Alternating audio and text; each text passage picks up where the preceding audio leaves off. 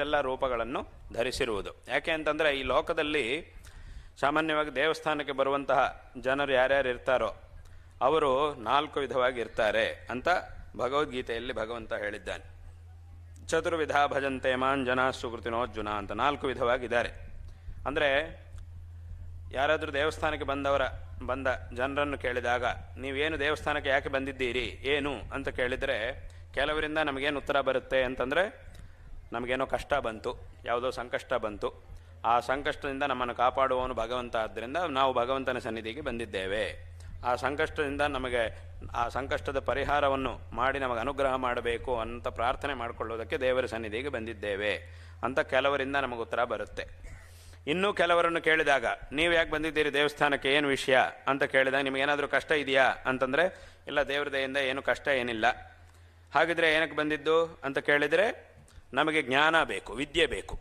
ಆ ವಿದ್ಯೆಯನ್ನು ಕೊಡುವವನು ಭಗವಂತ, ಆದ್ದರಿಂದ ಭಗವದ್ ಅನುಗ್ರಹದಿಂದ ನಮಗೆ ವಿದ್ಯೆಯು ಸಿಗಬೇಕಾದ್ದರಿಂದ ನಾವು ವಿದ್ಯೆಯನ್ನು ಪ್ರಾರ್ಥನೆ ಮಾಡಲಿಕ್ಕೆ ದೇವರ ಸನ್ನಿಧಿಗೆ ಬಂದಿದ್ದೇವೆ. ಚೆನ್ನಾಗಿ ನನಗೆ ವಿದ್ಯೆ ಬರಲಿ, ನಾನು ಒಳ್ಳೆ ವಿದ್ಯಾವಂತನಾಗಬೇಕು ಅನ್ನೋದನ್ನು ಪ್ರಾರ್ಥನೆ ಮಾಡಲಿಕ್ಕೆ ದೇವರ ಸನ್ನಿಧಿಗೆ ಬಂದಿದ್ದೇವೆ ಅಂತ ಇನ್ನೂ ಕೆಲವರಿಂದ ಉತ್ತರ ಬರುತ್ತೆ. ಇನ್ನೂ ಕೆಲವರನ್ನು ಕೇಳಿದಾಗ ನಿಮಗೇನು ಕಷ್ಟ ಇದೆಯಾ, ಇಲ್ಲ ಏನು ಕಷ್ಟ ಇಲ್ಲ, ಪರವಾಗಿಲ್ಲ. ಆ ವಿದ್ಯೆ ಬೇಕಾಗಿದೆಯಾ ಅಂತ, ವಿದ್ಯೆ ಚೆನ್ನಾಗಿ ಓದ್ಕೊಂಡಿದ್ದೀವಿ, ಒಂದಿಷ್ಟು ಓದಿದ್ದೀವಿ, ಬೇಕಾದಷ್ಟು ಓದ್ಕೊಂಡಿದ್ದೀವಿ.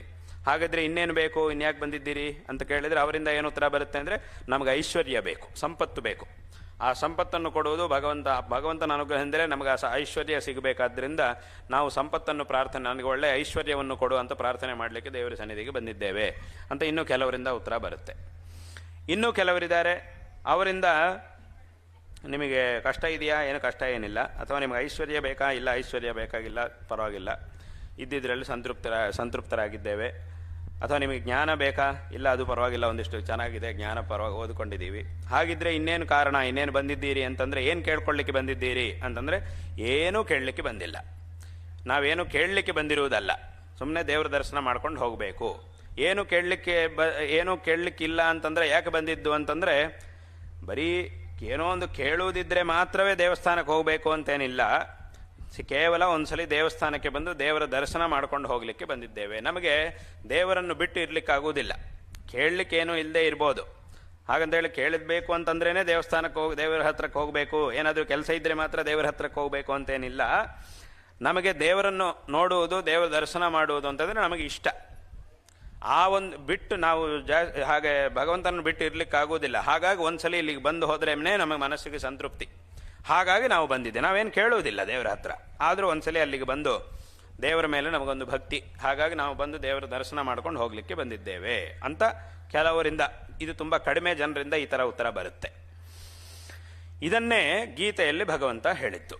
ಏನು ಅಂತಂದರೆ ಈ ರೀತಿಯಾಗಿ 4 ವಿಧವಾದಂತಹ ಜನರು ನನ್ನ ಹತ್ರಕ್ಕೆ ಬರುವವರಿದ್ದಾರೆ, ನನ್ನ ಹತ್ರಕ್ಕೆ ಬರುವವರನ್ನು ಈ ರೀತಿಯಾಗಿ 4 ವಿಧವಾಗಿ ವಿಂಗಡಣೆ ಮಾಡಬಹುದು ಅಂತ ಗೀತೆಯಲ್ಲಿ ಭಗವಂತ ಹೇಳಿದ್ದಾನೆ. ಆದರೆ ಈ 4 ಜನರಲ್ಲಿ ಈ ಕೊನೆಯವರು ಯಾರಿದ್ದಾರೋ ಅವರಿಗೆ ನನ್ನ ಮೇಲೆ ಹೆಚ್ಚಿನ ಭಕ್ತಿ, ನನಗೂ ಅವರ ಮೇಲೆ ಹೆಚ್ಚಿನ ಪ್ರೀತಿ ಅಂತ ಹೇಳ್ತಾನೆ ಭಗವಂತ. ಯಾಕೆ ಹೀಗೆ ಅಂತ ಕೇಳಿದರೆ, ಈಗ ಹೇಳಿದ ಹಾಗೆ ಉಳಿದವರಿಗೆಲ್ಲರಿಗೂ ಆಯಾ ಫಲ ಬೇಕಾದಾಗ ಮಾತ್ರವೇ ದೇವರ ಹತ್ರಕ್ಕೆ ಹೋಗ್ತಾರೆ. ಅವ್ರಿಗೇನಾದರೂ ಆ ಒಂದು ಕೆಲಸ ಅಪೇಕ್ಷೆ ಇದ್ದಾಗ ಮಾತ್ರವೇ ನನ್ನ ಹತ್ರಕ್ಕೆ ಬರ್ತಾರೆ. ಬಂದಾಗ ನಾನು ಅವರಿಗೆ ಅದಕ್ಕೆ ಬೇಕಾದ ಫಲವನ್ನು ಅವರಿಗೆ ಕೊಡ್ತೀನಿ. ಆದರೆ ಆಮೇಲೆ ಪುನಃ ನನ್ನ ಹತ್ರ ಬರುವುದೇ ಇಲ್ಲ, ದೇವರು ಪುನಃ ಜ್ಞಾಪಕ ಬರುವುದೇ ಇಲ್ಲ. ಪುನಃ ಯಾವುದೋ ಒಂದು ಕಷ್ಟ ಬಂದಾಗ ಮಾತ್ರವೇ ಪುನಃ ದೇವರ ಜ್ಞಾಪಕಕ್ಕೆ ಬರ್ತಾನೆ, ಅಥವಾ ಇನ್ನೇನಾದರೂ ಬೇಕಾಗಿದೆ ಅಂತ ಆದಾಗ ಮಾತ್ರವೇ ದೇವರ ಜ್ಞಾಪಕಕ್ಕೆ ಬರ್ತಾನೆ. ಅಲ್ಲಿ ತನಕ ದೇವರು ಪುನಃ ಜ್ಞಾಪಕಕ್ಕೆ ಬರುವುದಿಲ್ಲ. ಆದರೆ ಈ ಕೊನೆಯವರಿದ್ದಾರಲ್ವಾ, ಅವರು ಯಾವುದೋ ಒಂದು ವಸ್ತುವನ್ನು ಕೇಳಲಿಕ್ಕೆ ನನ್ನ ಹತ್ರ ಬಂದಿರುವುದಲ್ಲ, ಅವರು ನನ್ನ ಮೇಲೆ ಒಂದು ಶುದ್ಧವಾದಂತಹ ಭಕ್ತಿಯಿಂದ ನನ್ನ ಹತ್ರಕ್ಕೆ ಬಂದಿದ್ದಾರೆ. ಹಾಗಾಗಿ ಏನಾಗುತ್ತೆ ಅಂತಂದರೆ ಏನಾದರೂ ಕೇಳಲಿಕ್ಕಿದ್ದಾವಾಗಲೇ ಹೋಗಬೇಕು, ಕೇಳಲಿಕ್ಕೇನಿಲ್ಲ ಅಂದರೆ ಹೋಗಬೇಕಾಗಿಲ್ಲ ಅನ್ನುವ ಆ ಸ್ಥಿತಿ ಇರುವುದಿಲ್ಲ. ಬೇರೆಯವರಿಗಾದರೆ ಏನೋ ಒಂದು ವಿಷಯ ಇಟ್ಕೊಂಡು ನನ್ನ ಹತ್ರ ಬಂದವರಾದ್ದರಿಂದ ಅವ್ರಿಗೆ ಅದು ಇದ್ದಾಗ ಮಾತ್ರ ನಾನು ಜ್ಞಾಪಕ ಬರ್ತೀನಿ, ಇಲ್ಲದೆ ಹೋದರೆ ಬರುವುದಿಲ್ಲ. ಇವರು ಹಾಗಲ್ಲ, ಅವರು ನನ್ನ ಮೇಲೆ ಪರಿಶುದ್ಧವಾದಂತಹ ಭಕ್ತಿಯನ್ನು ಹೊಂದಿದವರಾದ್ದರಿಂದ ಅವ್ರಿಗೇನು ಬೇಡದೇ ಇದ್ದರೂ ನನ್ನ ಹತ್ರಕ್ಕೆ ಬಂದೇ ಬರ್ತಾರೆ. ನನ್ನನ್ನು ಯಾವ ಕ್ಷಣದಲ್ಲೂ ಅವರು ಮರೆಯುವುದಿಲ್ಲ. ಹಾಗಾಗಿ ಅವರೆಲ್ಲರಿಗಿಂತ ಉತ್ತಮರಾದಂತಹ ಭಕ್ತರು ಅಂತ ಇದನ್ನು ಗೀತೆಯಲ್ಲಿ ಭಗವಂತ ಹೇಳಿದ್ದಾನೆ. ಇದನ್ನೆಲ್ಲ ಯಾಕೆ ಹೇಳಕ್ಕೆ ಬಂದೆ ಅಂತ ಕೇಳಿದ್ರೆ, ಭಕ್ತರು ಹೀಗೆ 4 ವಿಧವಾಗಿದ್ದಾರೆ.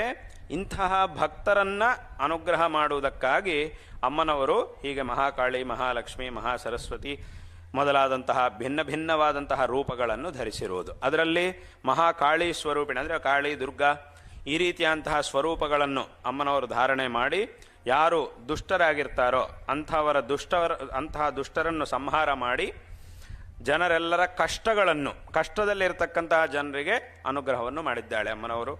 ಅದೇ ರೀತಿ ಸರಸ್ವತಿ ಸ್ವರೂಪವನ್ನು ಧರಿಸಿ ಯಾರಿಗೆ ಜ್ಞಾನವೂ ಬೇಕಾಗಿದೆಯೋ ಅಂತಹವರಿಗೆ ಜ್ಞಾನವನ್ನು ಅನುಗ್ರಹ ಮಾಡ್ತಾಳೆ.